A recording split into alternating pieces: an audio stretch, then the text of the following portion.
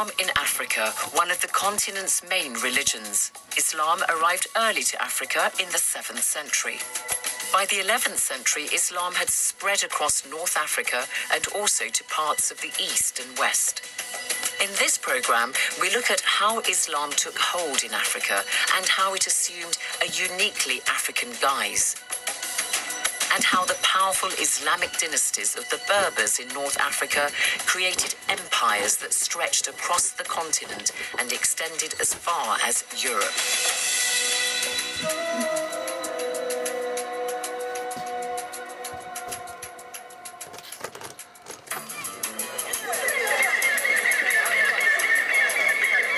Here in Tunisia, people gather for a very special annual event.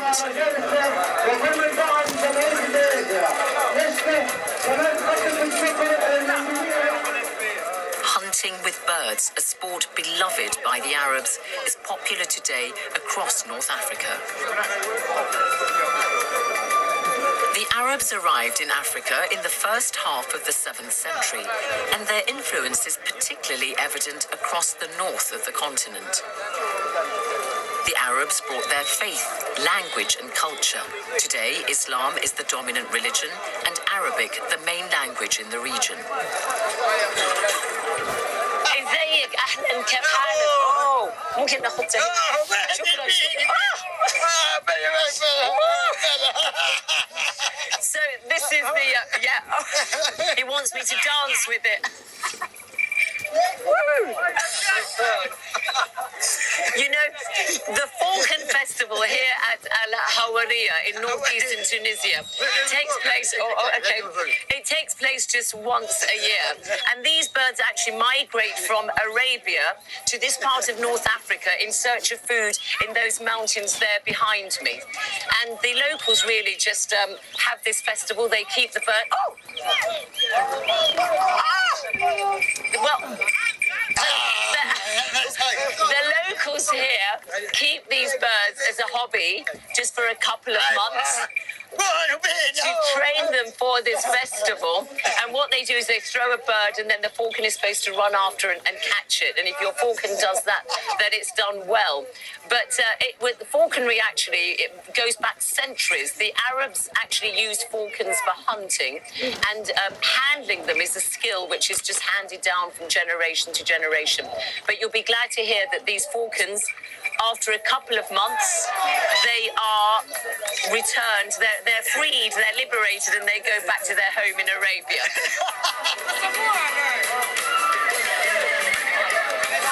الطائر هذا هو طائر البرني، وهو من فصيلة الصقور أو الشواهين عند الخليجيين. هذا يعيش معنا في الجبل هنا في تونس في الهوارية. ناخذ 4 طيور صغيرة من الأعشاش الموجودة في الجبال الهوارية. أول حاجة هي احنا نصطاد بهم الحجل والسمان والحمام، وخاصة طائر الحجل، خاطر هذايا عنده سرعة كبيرة وفائقة توصل حتى ل 380 كم في الساعة. وهذا 300 كم في الساعة. أي عند القنص 30 كيلومتر an hour. واو. أي وطريقة الصيد نتاع طائر البرني من أعلى إلى أسفل. ياخذ العلو ثم ينزل على الفريسة. Beautiful creature. Thank you very much indeed. شكرا جزيلا. شكرا.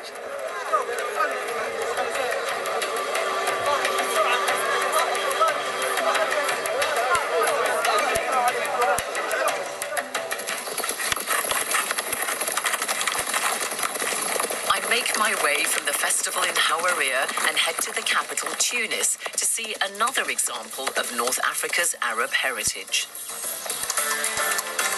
The famous Arabian stallion is the most highly prized horse in the region to this day. The Qasar Sayed Hippodrome in Tunis is where locals keep their thoroughbreds, and Haytham As-Sayed wants to show me his horse. Very nice to see you. Thank you. Hi Zainab, how are you? Fine, thank you.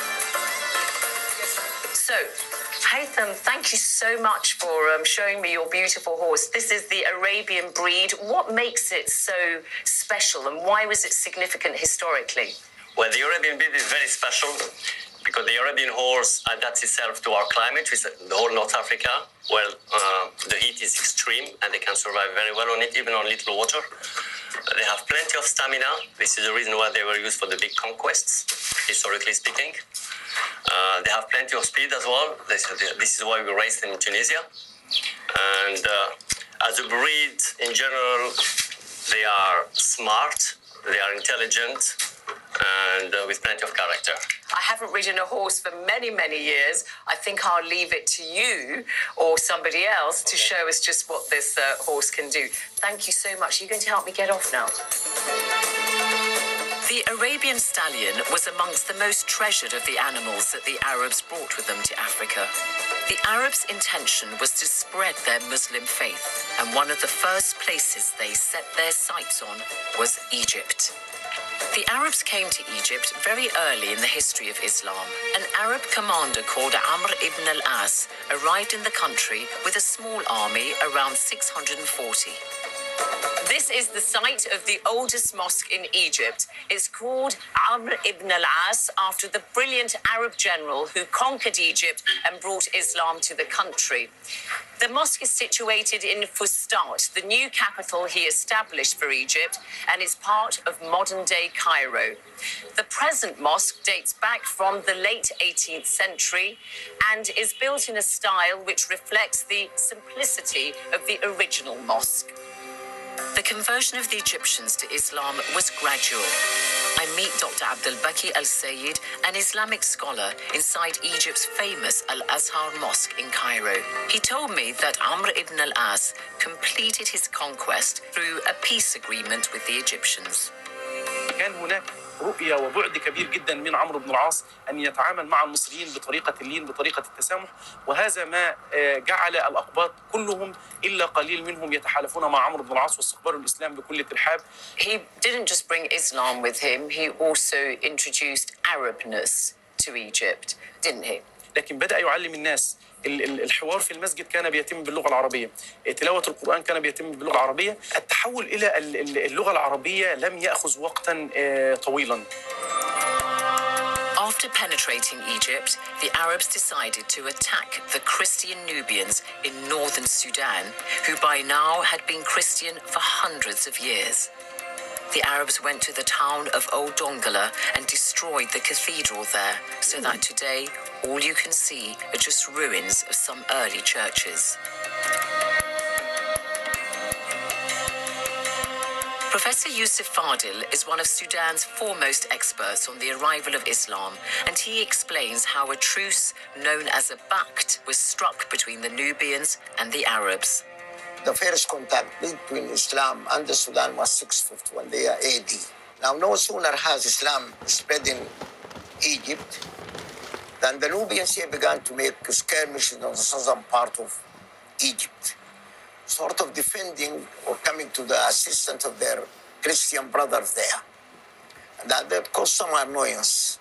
The Caliph in Medina decided to put an end to that. So they began to send a kind of winter attacks to stop the Nubians from doing this. In the end, they decided to send a campaign against the Nubians to stop them from harassing the inhabitants of southern Egypt. And that came what we call the Pact Agreement. Now, the Pact Agreement is a treaty of no aggression. Each will not attack the other. That is, in essence. This treaty continued for something like 600, 700 years. Nubia had managed to hang on to its independence. The Pact or treaty lasted for 6 centuries, and the Nubians continued to practice their Christian faith. But in the end, the Nubians and other people in what is today's Sudan could not resist the tide of Islam, which came to them from 2 directions, from the north and from the east. From the north, trade, interaction, as well as military expeditions from Egypt to Nubia meant its Christian heritage began to unravel. Islam also entered Sudan from the east, from Arabia, just a short journey across the Red Sea. The one across the Red Sea were purely Arabs. They heard of the Sudan that there are plenty of grazing ground, water. So the news came to them through those merchants who have been to the Sudan and people began to infiltrate, at first in very small numbers, unnoticed, and continued until it reached its peak during the 13th, 14th, and 15th century, the climax of the Arab migration. That is one attraction. The second one is that in the Eastern Desert, Arabs discovered gold mines and emerald. And this is, to them, constituted a gold rush. They came in large numbers. Did these Arabs integrate? Did they intermarry, for instance, with the local populations? A lot of intermarriage. I would say it has produced something very unique. If you take it in the way of culture, by way of music, we are more African-oriented in our music than any Arabian. This is the first sign. The color itself is more African than Arabs as such. In the behavior, we have a lot of Arabian customs and the same African ones. Give us some examples. Yeah, the way the people behave, being generous to the people who come along the road, this is more of an Arab country, perhaps. Now, if you take the facial marks, this is an African custom. And you see it on my face, and I have been there for a long time. This is an African custom. When the Arabs came, they adopted it. However, the custom of tribal marks is one that has died out today in Sudan.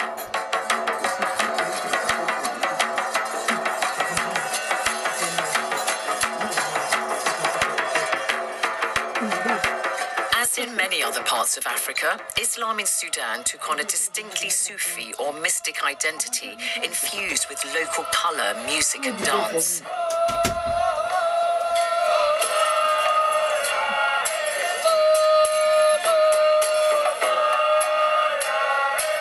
These people are referred to as the whirling dervishes, though to be accurate, they are groups of worshippers who sway, twirl and dance and chant praise to Allah repeatedly, building themselves up into a high state of spirituality.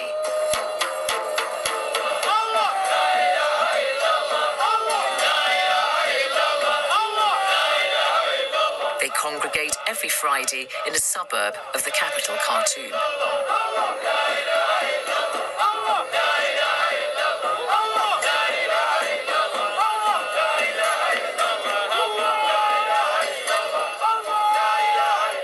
Can you describe what the main features of Sufism is and the dervishes that we see today in Sudan? Personally, I think it's more of an African influence in it more than another thing. Perhaps the wailing has been there, but if you take the way they beat the drum, it's more of an African tune. When you hear the drum beating like that, you feel an urge to go and join the group and dance. What's the principal purpose, though, of the dance? To get into a trance? Well, perhaps some of them do get in a trance. But in that action, one hopes that they will get identified with Islamic teaching and religion and so on, and they will say their prayers properly. So that is perhaps a means to bring them, but not an end in itself.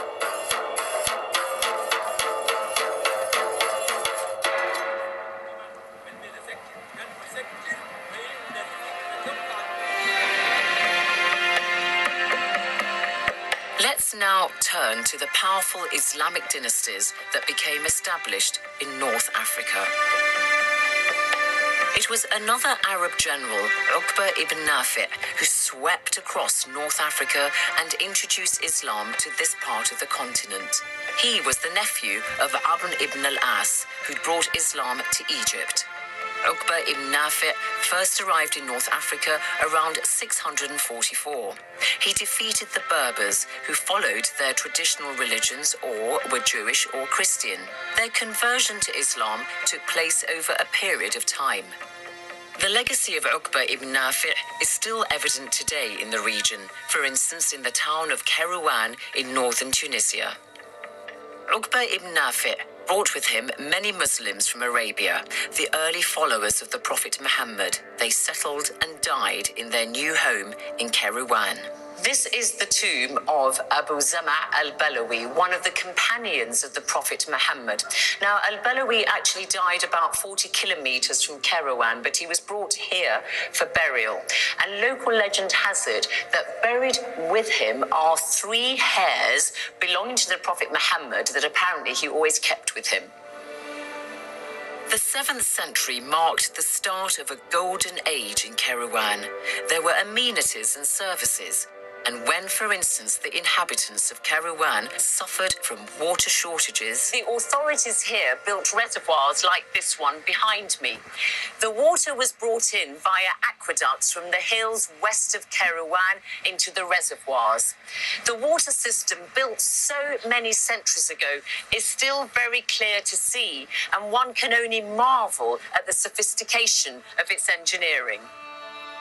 After his campaign in what is today Tunisia, Uqba ibn Nafi' went to modern-day Algeria, where he was killed in battle by the Berbers. هي معركة مشهورة شهيرة إلى الآن ما زال قبر عقبة معروف في الجزائر في الموقع الذي حصلت فيه المعركة. فمات يعني قتل جيش عقبة بن نافع كله في هذه المعركة. There was a gap of several decades before another Arab general, Musa ibn Nusayr, would go to North Africa to try to subdue the Berbers. Musa ibn Nusayr was one of the greatest Arab commanders in this period of history. He succeeded in bringing North Africa under Arab control, spreading Islam and expanding the influence of the Muslim Caliphate.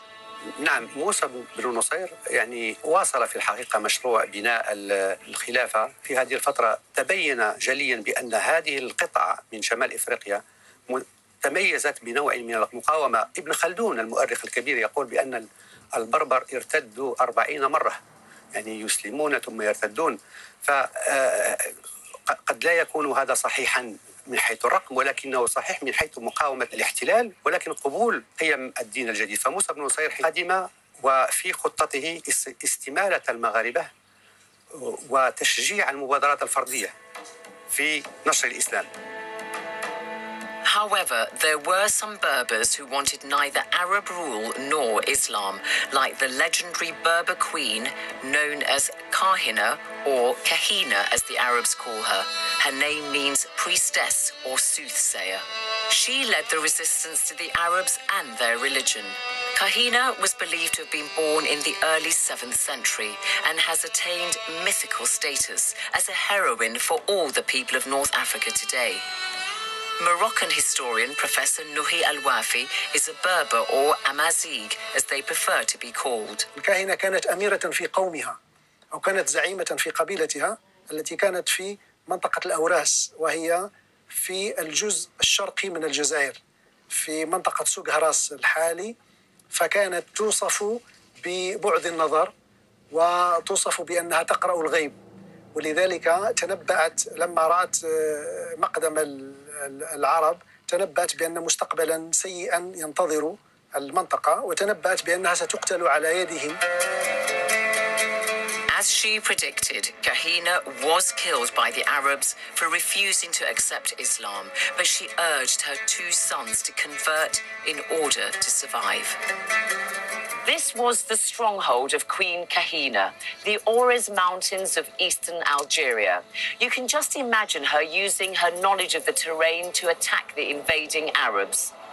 Queen Kahina is a symbol both of Berber pride and strong female leadership right across North Africa, and it was here in Algeria that she died.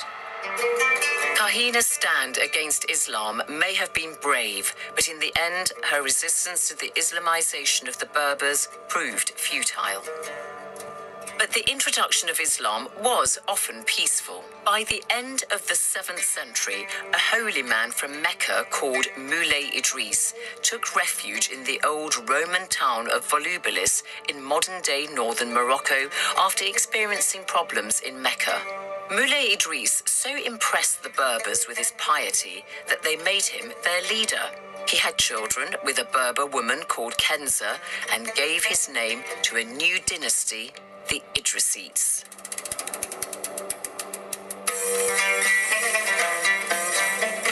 Moulay Idris was succeeded by his son Moulay Idris II. He expanded the state and in 807 moved his capital to Fez, which he wanted to turn into a center of enlightenment. Fez is home to the Kairouan Mosque, one of the finest in the world. According to local tradition, when Moulay Idris II died in 828, he was buried here in this tomb, in this mosque, in his beloved Fes. Upon his death, he was succeeded by his son Muhammad, but he turned to his mother Kenza for advice, and she told him to divide the kingdom amongst his father's 10 sons. This weakened the Idrisite dynasty and spelt the beginning of the end of their rule. But the Idrisites did manage to hang on to some of their power, and they continued to rule in a decentralized manner for nearly a century after. And Fez was established as one of the ancient centers of learning. In fact, it has the oldest university in continuous use in the world. Its old quarter dates back to the early 9th century, though the remains are mostly medieval.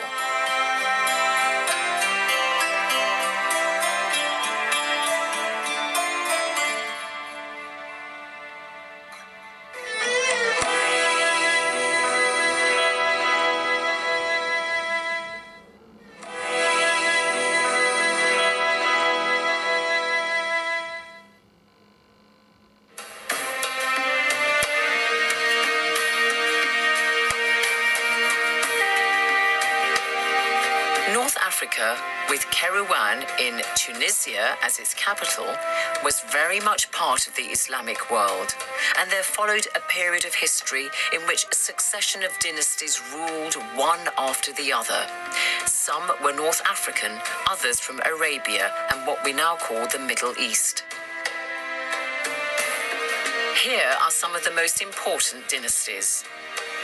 At the end of the 8th century, the Baghdad-based Abbasids appointed Ibrahim ibn al-Aghlab as governor of Tunisia.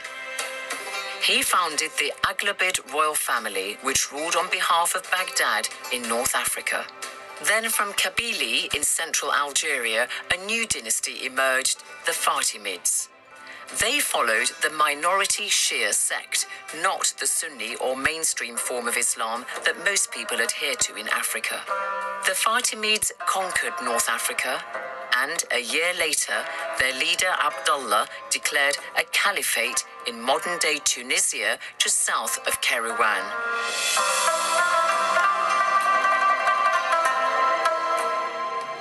The Fatimids built a new capital called Mahadiya. Go there today and you see the hand of Fatima everywhere. Fatima was one of the daughters of the Prophet Muhammad. Ahlan wa sahlan. I get my own personalized version.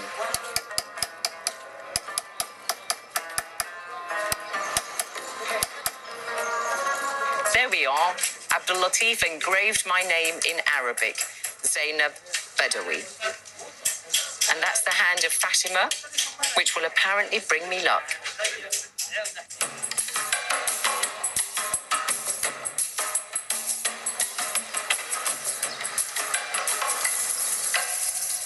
The Grand Mosque just here was part of a massive building program embarked upon by the Fatimids when they made Mahadiya their capital. It was founded in the early 10th century by the Caliph Abdullah al-Mahdi, and he gave the city his name.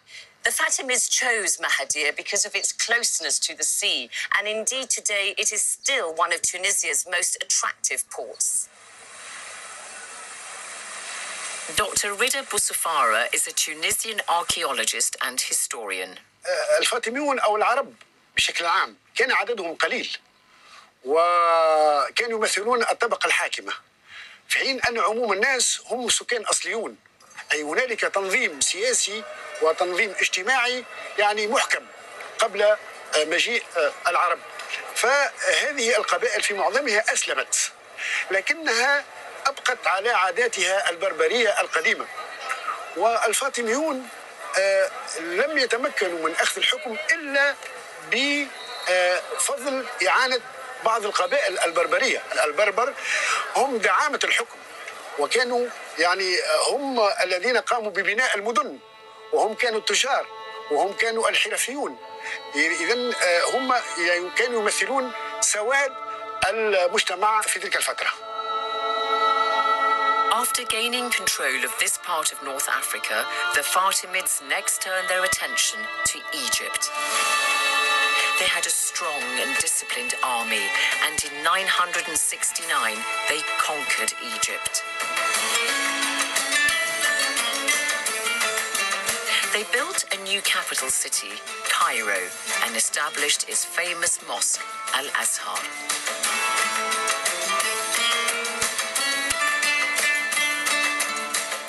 The Al-Azhar Mosque in Cairo, which was built in the 10th century. For hundreds and hundreds of years, it has been the seat of Islamic learning for the Sunni form of Islam. But in fact, it was built by the Fatimid dynasty, who governed Egypt for 200 years, and they adhere to the Shia form of Islam. Ensconced in Cairo, the Fatimids' hold on their dominions elsewhere came under challenge. In their former capital, Mahdia in Tunisia, a local family, the Zirids, were ruling on behalf of the Fatimids. But they opposed the minority Shia form of Islam practiced by them. So the Zirids broke away from the Fatimids around 1045 and established their own kingdom. The period of rule under the Zirid dynasty was a high point in the history of this part of North Africa. From their base here in Mahdia along the Tunisian coast, the Zirid rulers presided over decades of prosperity across many economic sectors, including agriculture, trade and industry. الفاطميون لما قرروا الرحيل إلى مصر بعد بناء القاهرة تركوا الحكم لقبيلة صنهاجة أو تسمى كذلك قبيلة الزيريون بحكم أن جدهم الأول اسمه زيري ابن مناد وكانوا متشيعين مثل الفاطميين في أول الأمر لكنهم بعد مدة قصيرة الأمير الثالث الزيري وهو المعز ابن باديس رجع إلى عن المذهب الشيعي وأعلن انتمائه للمذهب السني نظرا أن سواد الشعب عموم الناس في تونس بقوا سنيون فالفاطميون في مصر لمعاقبة الزيريين بعثوا إليهم قبائل متكونة من عشرات الآلاف من الصعيد المصري. The Fatimid forces attacked the rebellious Zirids. The town of Mahdia was impregnable, but the rest of the region went into decline, and for several decades after, there was a power vacuum in North Africa. Then, around 1050, the Almoravids, the first of several new powerful Berber dynasties, emerged in what is today Morocco. And it was the Almoravids who founded the city of Marrakesh. Marrakesh is probably the most important of the cities in Morocco built by its Berber dynasties. The Almoravids established a thriving city within these walls. They built many mosques and schools, which rapidly led to Marrakesh becoming the religious, cultural and trading center of the Almoravid Empire.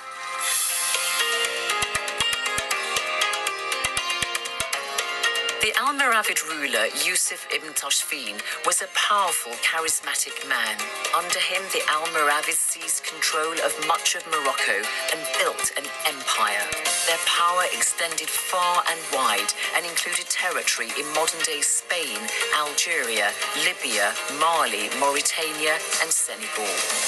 Their capital, Marrakesh, was a meeting point for caravan routes. They became rich from trade, especially through selling salt for gold.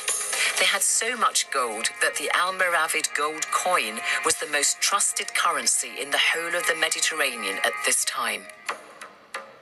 When Yusuf ibn Tashfin died around 1106, he was succeeded by his son, Ali. The first 20 years of Ali's rule saw Marrakesh grow even more in stature. But faced with unrest to the north and south, the Almoravids grew weaker, and by 1147, a new dynasty came to dominate the region, and they were the Almohads.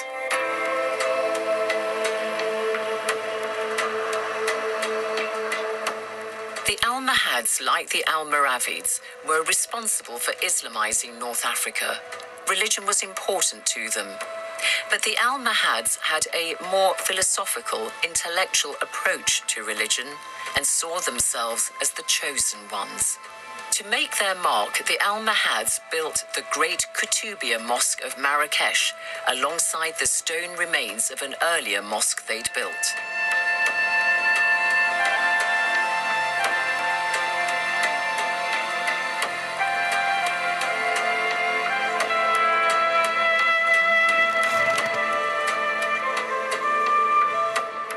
Non-Muslims are not permitted to go inside the Al-Kutubiyya Mosque, but it's only when you enter that you get a sense of its scale, magnificence, yet striking simplicity.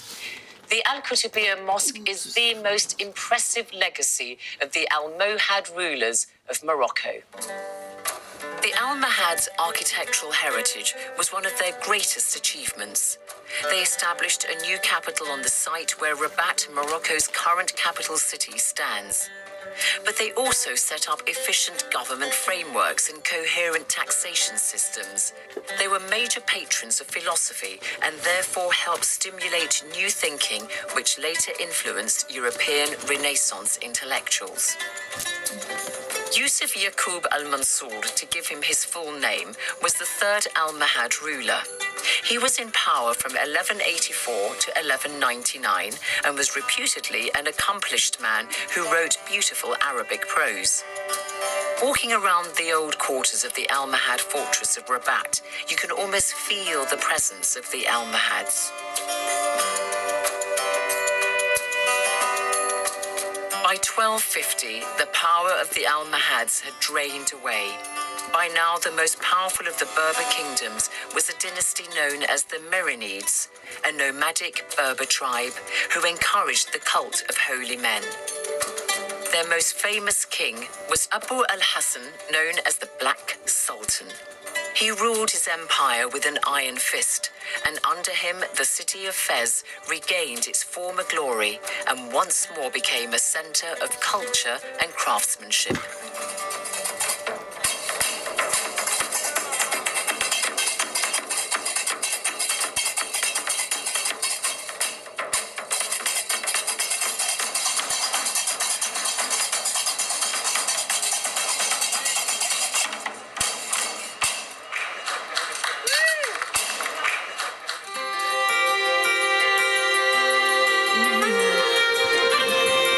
Moroccan historian Professor Mohammed Kibri Alawi explains how the Merinids developed Fez and took other key cities such as Rabat and the nearby site of Chella.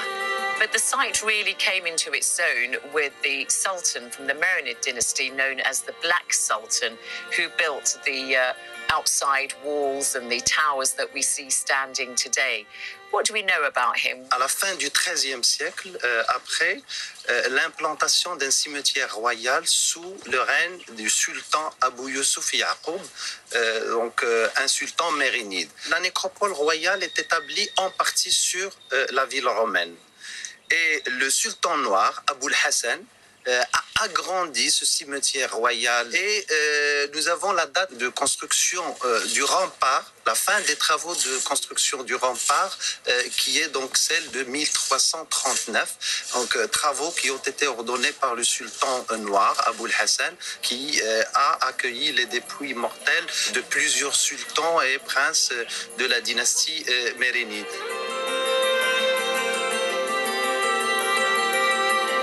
Il faut imaginer que des grandes personnalités, des sultans et des princes ont donc franchi la grande porte d'entrée par laquelle donc on accède aujourd'hui au site.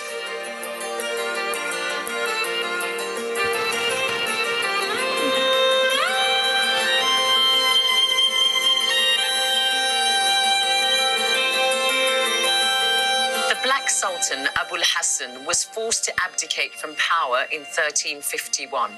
He died in exile in the high Atlas Mountains, but he was buried here at the necropolis he founded at Chella. This is his tomb. It looks rather plain, but in fact, on top of it, there would have been a stela or a small pillar that would have been standing on it. It now is exhibited at the entrance to the site. Beside the Black Sultan's tomb is a smaller one, which has the remnants of a small marble pyramid. Historians and archaeologists can't be sure, but they believe that this is where his son, Abu Hisham, was buried, and he died in infancy. C'est un site qui a cette importance aussi parce qu'il a gardé sa sacralité longtemps après l'abandon du site ou de ce cimetière en tant que lieu d'enterrement. On enterrait ici, sur le site de Chella, jusqu'à pratiquement le début du XXe siècle. Donc ça, le bassin aux Anguilles, qui est un lieu vénéré que toute la population locale connaît, c'est un bassin qui était donc à l'origine une source, c'était à l'origine un lieu d'ablution et il est le lieu le plus fréquenté par la population locale.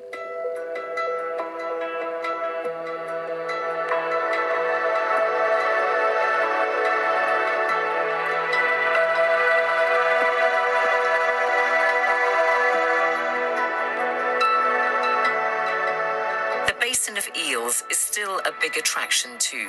Visitors are keen to see the eels, and I wonder if I might be able to bring some to the surface. Well, fortunately, I got a helping hand from Alal, who has been guarding this pond for many, many years. And Alal, I saw that you just threw some boiled egg into the pond, and I saw an eel emerge. Yeah. So how long have you been doing this? طيب لك كم مدة كم سنة؟ I have to talk to him in Arabic. لك كم سنة شغال هنا؟ أنا 40 سنة. حتى نعطيك البيضة ونعطي البيضة للتورست بحالك باش يشوفوا يعني السمك النون. Eels. Eels, أيوة. So he said that he خليك معي شوية يا حاج. He said that the tourists come and they give him money, and what he does is he throws bits of boiled egg into the water and the eels emerge. That's what people want to see. يجوا تورست كثيرين يعني من بريطانيا من أمريكا من الألمان من هولندا من بلجيك من الروس من أي مكان من أي مكان يجوا لعندنا. Alal and I are able to converse together in Arabic because of the Arab influence in Morocco and Sudan, where I was born. But the impact of the Arabs and their religion and language was not confined to just northern Africa. Islam was also introduced to West Africa by the 8th century through trade across the Sahara. But there was only a significant Muslim presence there by the 11th century, for instance, in what is today Senegal.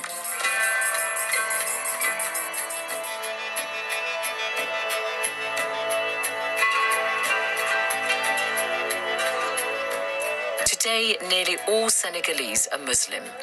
And when it comes to the lunchtime prayers on Friday, most people stop what they're doing and go to one of the many mosques in the capital, Dakar.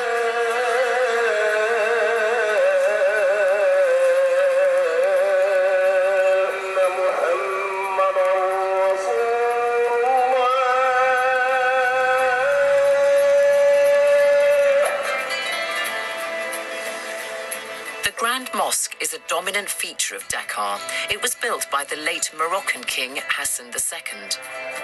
Tierno Kar is an authority on Islam and director of the Islamic Institute in Dakar. He told me more about how Islam took hold in Senegal through the teachings and preachings of Sufi mystics like the Marabout sect. La pénétration de l'islam au Sénégal, ça date depuis le début du XIe siècle.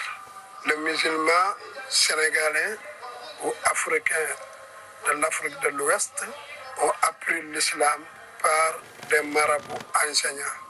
La confrérie la plus ancienne en Afrique, c'est la confrérie qadirite. C'est la première confrérie qui a pénétré dans notre pays.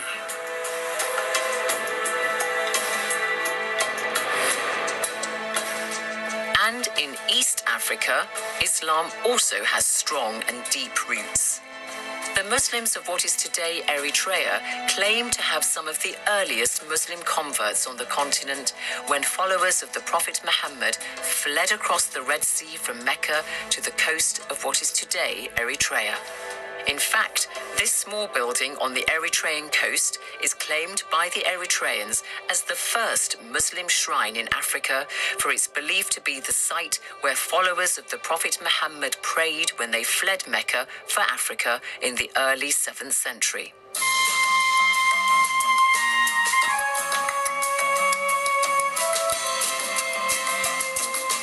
Elsewhere in East Africa, Islam arrived later, around the 13th century, as Felix Chami, a Tanzanian historian, tells me as we walk along the island of Zanzibar.